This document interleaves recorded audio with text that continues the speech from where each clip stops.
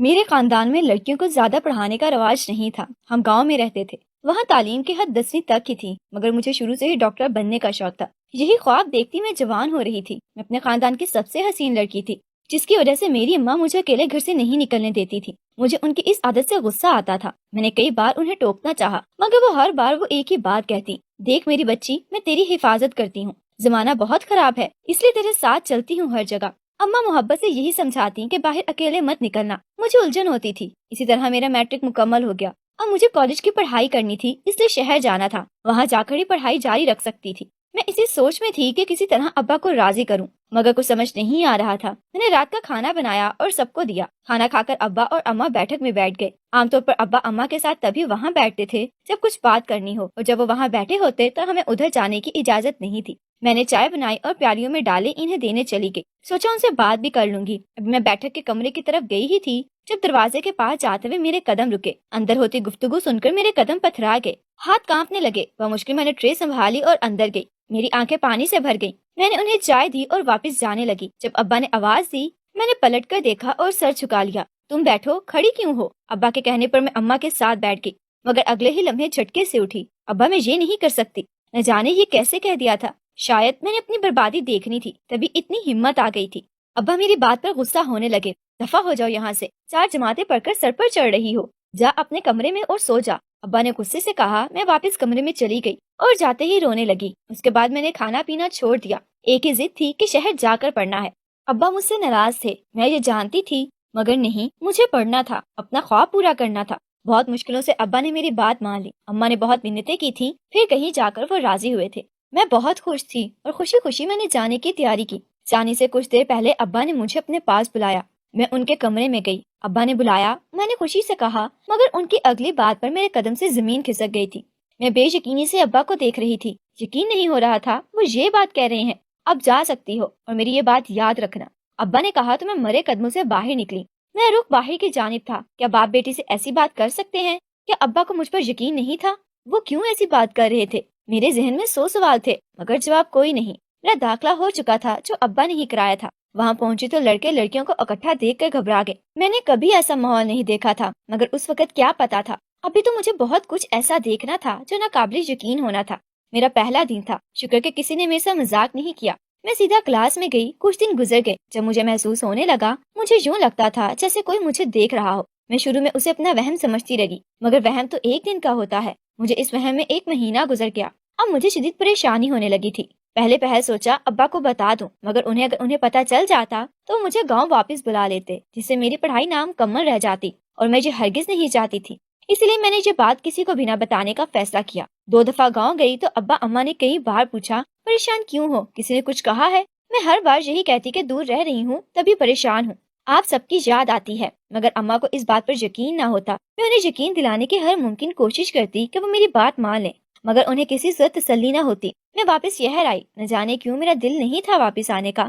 اماں بھی بار بار رکنے کا کہتی رہی، لیکن میری پڑھائی کا حرج ہوتا، اس لیے نہ چاہتے بھی مجھے واپس جانا پڑا۔ دل بہت گھبرا رہا تھا۔ میں کالج سے ہاسٹل جا رہی تھی۔ میری عادت تھی پیدل ہاسٹل جانے کی۔ 10 منٹ کا راستہ تھا تو کیا ضرورت تھی پیسے خرچ کرنے کی۔ اسی میں جب واپس جا رہی تھی تو مجھے لگا جیسے کوئی میرا پیچھا کر رہا ہے۔ میں نے 2 بار پلٹ کر دیکھا، مگر کوئی نہیں تھا۔ میں نے تیز تیز چلنا شروع کیا، کوئی بھی نہیں تھا۔ راستے میں بالکل صاف سنسان راستہ تھا، جسے دیکھ کر اور ڈر لگ رہا تھا۔ تیزی سے چلتے میرے قدم ایک کسی کے اپنے سامنے رکنے پر رکے۔ میرا دل حلق کو آیا، ہاتھوں سے بیگ چھوٹ گیا۔ کون ہو تم؟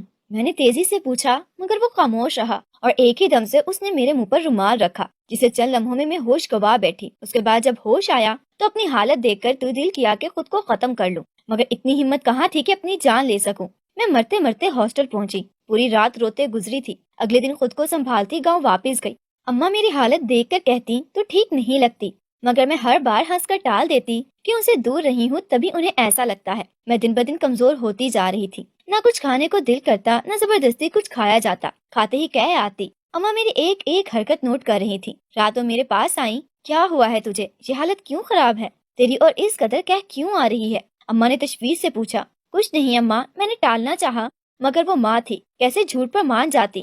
ماں تو بیٹی کا ہر دکھ بنا کہے سمجھ جاتی ہے۔ وہ تو دیکھ رہی تھی، دیکھ تو جھوٹ بول رہی ہے۔ میں جانتی ہوں، سچ بتا۔ اماں نے غصے سے کہا تو میں رو دی۔ مجھے دیکھ کے وہ گھبرا گئیں۔ تو بتا مجھے کیا ہوا ہے؟ अम्मा ने मुझे साथ लगाते पूछा तो मैंने उन्हें सब बताने का सोचा। अम्मा, मुझे लगता था कि कोई मेरा पीछा करता है। मैंने उसे वहम समझा, मगर वो सच था। फिर एक दिन उन लोगों ने मुझे अगवा किया और फिर इतना कहती मैं रो दी। अम्मा ने सीने पर हाथ रखा जैसे वो समझ गई हो। मैं तुझे इसीलिए समझाती थी, बाहर मत जा, तेरा हुस्न तुझे बर्बाद कर देगा। तूने मेरी नहीं मानी ना, अब देख लिया अंजाम। तेरा अब्बा राजी नहीं था तेरे जाने पर, फिर भी तूने जिद की। बड़ों की बात मान लेनी चाहिए, वो कुछ अच्छा ही सोचते हैं, मगर तूने। वो इतना कहती रोने लगी। अम्मा, मैंने जानबूझकर नहीं किया। मैंने रोते हुए उन्हें यकीन दिलाना चाहा, मगर वो रोती रही। फिर एकदम चुप होती बोली, तू मेरी बात सुन, अब कल तू मेरे साथ जाना, हम दाई के पास चलेंगे और कमरे से मत निकलना। अम्मा ने राजदारी से कहा, अपने अब्बा के सामने मत जाना। अम्मा ने इस बार गुस्से से कहा, अब चुप कर जा, रोना बंद कर, तूने जो करना था कर लिया। अम्मा के कहने पर मैं खामोश हो गई और वो कमरे से निकल गई। मैं अब सोचने लगी कि क्या करूं। अगले दिन अम्मा मुझे लेकर दाई के पास जाने लगी थी जब चचा की फैमिली आ गई और हमें रुकना पड़ा। मैं कमरे में जाने लगी जब चच्ची ने कहा, हमारे पास बैठ जाओ, शहर जाकर भूल ही गई हो। उनके कहने पर मैं उनके पास बैठ गई। बातें करते करते अचानक मुझे चक्कर आ गया और मैं उठकर कमरे में जाने लगी, मगर बदकिस्मती रास्ते में ही 2 कदम पर बेहोश हो गई। जब होश आया तो एक बार फिर मैं बर्बाद हो चुकी थी। अब्बा ने मुझे देखना भी गवारा नहीं किया, वो पता नहीं खामोश क्यों थे। अगले दिन तक चच्ची ने पूरे खानदान में बात फैला दी कि मैं बिना शादी के हामला हूँ। पूरा खानदान मुझे कोस रहा था, बुरा भला कह रहा था। अजीब था, किसी ने मेरी बात नहीं सुनी, सभी मुझे गलत कह रहे थे। किसी ने एक बार नहीं पूछा कि हकीकत क्या है। यही तो अलमिया है हमारे मुआशरे का, हर बार हर कदम पर भले ही लड़की का कसूर ना हो, उसे ही कसूरवार समझा जाता है। कोई उसकी एक नहीं सुनता, कोई उसे दिलासे नहीं देता, हर किसी के मुंह से उसके लिए बुरे अल्फाज ही निकलते हैं। मेरे साथ भी यही हो रहा था। अब्बा तीसरे दिन मेरे पास आए, मैं उन्हें देखकर डर गई। मुझे लगा वो मुझे मार देंगे या कुछ ऐसा जिससे मैं खुद को मार दूंगी, मगर नहीं, उन्होंने ऐसा कुछ भी नहीं किया। मैं हैरान थी। वो मेरे सामने हाथ जोड़े बैठे और बोले, मैं तुमसे माफी मांगता हूँ कि मैं तुम्हारा बाप हूँ। उनकी इस बात पर मैं तड़प गई। कैसे बर्दाश्त करती उन हाथों को जुड़ा हुआ, जिन हाथों ने कमा कर खिलाया था, जिन हाथों को हमेशा सर पर शफकत से रखा देखा था। अब्बा ऐसा ना करे। मैं उनके सामने घुटनों के बल बैठ गई। उन्होंने अपने हाथ मुझसे छुड़ा लिए और उठ गए। जिसे मैं कहूँगा अब तुम मुझसे शादी करोगी, बहस नहीं करोगी। वो गुस्से से चले गए और जाते ही मुझे वो रात याद आई। मैं चाहता हूँ तुम अपनी फुप्पो के बेटे से शादी कर लो, तुम्हारी फुप्पो राजी है। उन्होंने एक दफा मुझसे बात की है, अब तुम भी पढ़ चुकी हो, वो भी माशाल्लाह से पढ़ा लिखा है, इसे अब ये शादी हो जानी चाहिए। अब्बा ने खुशी से कहा था। उनके चेहरे से खुशी झलक रही थी, मगर मेरे जवाब पर वो कैसे दुखी हो गए थे। उनकी ख्वाहिश थी कि मेरी शादी फुप्पो के बेटे से हो। वो बहुत अच्छा इंसान था और फुप्पो भी हम सबसे बहुत मोहब्बत करती थी, मगर उस वक्त तो मेरी आंखों पर पढ़ाई मुकम्मल करने की पट्टी बंधी हुई थी।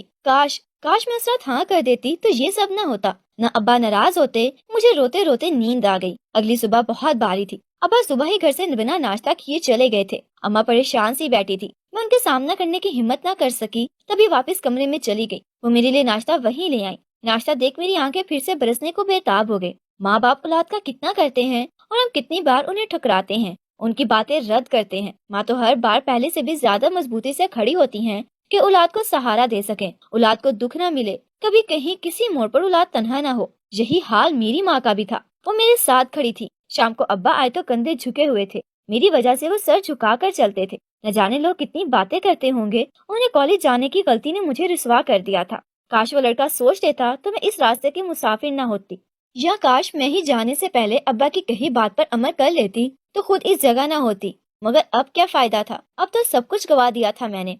अब्बा पुप्पो के घर गए थे कि शायद अब वो भी अपने बेटे के लिए मेरा हाथ मांग ले, मगर उन्होंने इनकार कर दिया था, जिसकी वजह से अब्बा इतने थके हुए लग रहे थे। उन्हें फिक्र थी कि अब उनकी बेटी कहाँ जाएगी। इस तरह हर दर से अब्बा को इनकार हुआ था। पूरे खानदान में कोई भी मुझसे शादी करने को राजी नहीं था। होता भी क्यों, एक बदकिरदार लड़की से भला कोई क्यों शादी करेगा। लोग तो 10 कदम के फासले पर चलते हैं बदकिरदारों से। ये जाने बगैर के बदकिरदार हम खुद नहीं बनते, लोग हमें बना देते हैं। वो फुप्पो जो कल तक मेरी नाम को यूं लेती थी जिसे पता नहीं कितनी मोहब्बत रखती हैं, आज वही फुप्पो मेरे नाम पर तोबा तोबा कर रही हैं। अब्बा खामोशी से बैठे रहे। अम्मा ने खाने का कहा मगर नहीं खाया। मैं भी बगैर कुछ खाए सो गई, ये जाने बगैर कि अगली सुबह मुझ पर कैसे उतरने वाली थी। मेरी आंख शोर से खुली। मैं एकदम जैसे डर गई थी इस शोर पर। न जाने अब क्या हुआ था। सबसे पहला ख्याल अब्बा का आया, कहीं अब्बा ने कुछ। नहीं, अल्लाह न करे। खुद के वहम को रद्द करते, खुद को डांटते मैं बगैर जूता पहने बाहर भागी, मगर दरवाजे के पास जाते बाहर नजर पड़ते ही कदम जैसे पत्थर हो गए हों। दिल धड़कना भूल गया था। सामने का मंजर देख दिल ने शिद्दत से दुआ की कि आसमान मुझे उठा ले या मुझे जमीन अपनी आगोश में ले ले। इतनी बड़ी सजा, इतना बुरा अंजाम नहीं। اتنی غلطی تو نہیں کی تھی میں تو اپنے والدین کا فخر بننا چاہتی تھی، مگر یہ میں کیا بن گئی تھی؟ ان کے لیے ذلت کا سامان بن گئی تھی میں، اور اس دن تو انتہا ہو گئی تھی۔ کاش کاش یہ دن دیکھنے سے پہلے میں مر جاتی، مجھے موت آ جاتی، مگر ہائے، ہم جیسے لوگوں کو موت کہاں جلدی آتی ہے۔ میں ایک بار پھر شور سے ہوش میں آئی، سامنے دیکھتے بھاگ کر ابا کے پاس گئی۔ ابا ابا، میں نے ان کے چہرے پر ہاتھ رکھے، انہیں پکارا اور رونے لگی۔ دل پھٹنے لگا تھا۔ ابا مجھے معاف کر دے، میں نے رونے کے دوران کہا۔ اماں بھی رونے لگی۔ بھائی بہن سب مجھے نفرت سے دیکھ رہے تھے۔ میں رونے میں روانی آئی تو ایک بھائی نے سختی سے بازو پکڑتے مجھے اٹھایا۔ میں لڑکھڑاتی کھڑی ہو گئی۔ ان کے لہجے پر مجھے حیرت ہوئی، مگر اس کی باتیں میرے لیے کسی خنجر سے کم نہیں تھی۔ میں بے یقینی سے اسے دیکھ رہی تھی۔ اس نے کبھی مجھ سے ایسے بات نہیں کی تھی، تو اب وہ ایسے کیوں کہہ رہا تھا؟ یہ کس لہجے میں وہ مجھے مخاطب کر رہا تھا؟ لیکن میں اس وقت بھول گئی تھی کہ پہلے اور اب میں کافی فرق ہے۔ پہلے کی بات اور تھی، اب کی اور ہے۔ پہلے میں اس کی بہن تھی، مگر اب میں ایک بد کردار تھی۔ میں مرے قدموں وہاں سے ہٹی اور واپس کمرے میں چلی گئی۔ باہر ابھی بھی گاؤں کے لوگوں کا شور تھا، جو ابا سے مجھے گاؤں سے نکالنے کا کہہ رہے تھے۔ ابا بیٹھے سر جھکائے نہ جانے کیا سوچ رہے تھے۔ میں بند کمرے میں بیٹھی سوچ میں مگن تھی۔ مجھے اب یہاں سے چلے جانا چاہیے۔ کب تک اپنے ماں باپ کے لیے ذلت اکٹھی کرتی رہوں گی؟ اب انہیں آزاد کر دینا چاہیے مجھے۔ اس سے پہلے کوئی اور یا میرے ماں باپ مجھے خود ہی یہاں سے نکالیں، مجھے خود نکل جانا چاہیے۔ میں نے خود سے کہا اور رات ہوتے ہی وہاں سے نکل گئی۔ روتے پڑتے میں شہر کی طرف روانہ تھی، وہیں جا رہی تھی جہاں سے برباد ہوئی تھی۔ مجھے نہیں پتا تھا میں کہاں جا رہی ہوں، میری منزل کہاں ہے، بس اتنا پتا تھا کہ میں اب واپس کبھی نہیں جا سکوں گی۔ میں وہی روڈ کی طرف بیٹھ گئی۔ میرے کانوں میں صبح کی کہی بھائی کی باتیں گونج رہی تھی۔ دل درد سے پھٹنے کے در پر تھا۔ تمہاری وجہ سے ہم برباد ہو رہے ہیں اور تم معافی مانگ رہی ہو۔ حیرت ہے تم پر، تمہیں چاہیے تم خود کو ختم کر لو تاکہ ہمارے لیے کچھ آسانی ہو، مگر نہیں، تم تو یوں بیٹھی ہو جیسے پتہ نہیں کون سا کارنامہ سر انجام دیا ہے جس کا خسارہ نہیں ہوگا۔ تمہارے کیے کا خسارہ ہم ادا کر رہے ہیں، تمہاری کی گئی غلطی کی سزا ہمیں ملے گی۔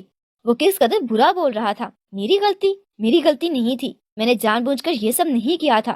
مجھے تو کچھ بننا تھا، اپنا نام بنانا تھا، مگر میرا خواب پورا نہیں ہو سکا۔ میں یوں ہی روتی رہی جب اچانک ایک فقیر میرے پاس آیا۔ میں ڈر کر کھڑی ہو گئی، میرا جسم خوف سے کانپ رہا تھا۔ میں نے کانپتی آواز سے اس سے پوچھا، کون ہو تم؟ میرے پاس کیوں بیٹھے ہو؟ اسے میری طرف دیکھا اور میرے پاؤں پکڑ لیے۔ میری جان لبوں پر آئی، مگر اس کی اگلی بات سن کے میرے قدموں تلے سے جان نکل گئی۔ تم مجھ سے شادی کر لو، میں تمہیں خوش رکھوں گا۔ وہ بار بار یہی کہہ رہا تھا۔ میں یہ نہیں کر سکتی، میں نے روتے ہوئے کہا۔ دیکھو، میں کبھی تمہیں تنگ نہیں کروں گا، جو تم کہو گی وہی کروں گا۔ اسے منت کرتے ہاتھ جوڑے اور گڑ گڑانے لگا۔ دیکھو میں پاک نہیں ہوں۔ میں نے ایک اور دلیل دی اور ایک دم چپ ہو گیا۔ کیا مطلب؟ اس کے پوچھنے پر میرا سر جھک گیا۔ میرے ساتھ کالج میں زبردستی ہوئی تھی۔ میں اب امید سے ہوں تم سے اس سے شادی نہیں کر سکتی، تم جاؤ یہاں سے۔ میرے کہنے پر وہ کھڑا ہو گیا۔ مجھے لگا وہ جا رہا ہے، مگر نہیں، وہ کھڑا رہا۔ پھر جو بولا تو میں حیرت سے اسے دیکھتی رہی۔ جو بات میرے اپنوں نے نہیں کی تھی وہ کر رہا تھا۔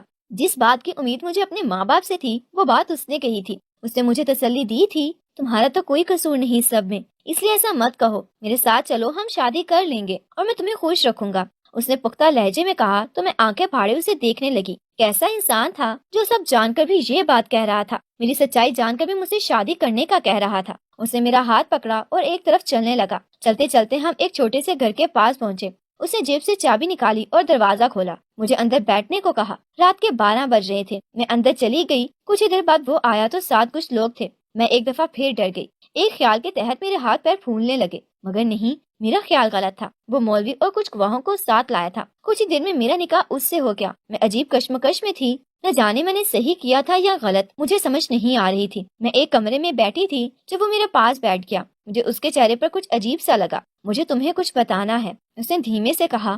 میں نے چونک کر اسے دیکھا۔ بھلا کیا رہتا تھا بتانے والا جو اسے مجھے ابھی بتانا تھا؟ میں نے دل میں سوچا، مگر اگلے ہی لمحے میرا دل کیا خود کو مار دوں، اس زندگی سے مرنا بہتر تھا، ایسے ہم سفر سے تو تنہا رہنا بہتر تھا۔ میں بیڈ سے اتر گئی اور چلانے لگی، تم نے مجھے دھوکا دیا ہے، تم نے جھوٹ بولا، اتنا بڑا سر چھپایا مجھ سے، میں تمہارے ساتھ نہیں رہوں گی، مجھے ابھی اور اسی وقت طلاق دو، میں نے چلاتے ہوئے کہا۔ اس نے میرا ہاتھ پکڑا، مجھے اپنے سامنے بیٹھنے کو کہا۔ میری پہلے بات سن لو، پھر جو چاہے فیصلہ کرنا، اس نے محبت سے کہا۔ دیکھو تمہارے ساتھ جو ہوا، کیا اس کے بعد تمہاری فیملی میں نے تمہیں قبول کیا؟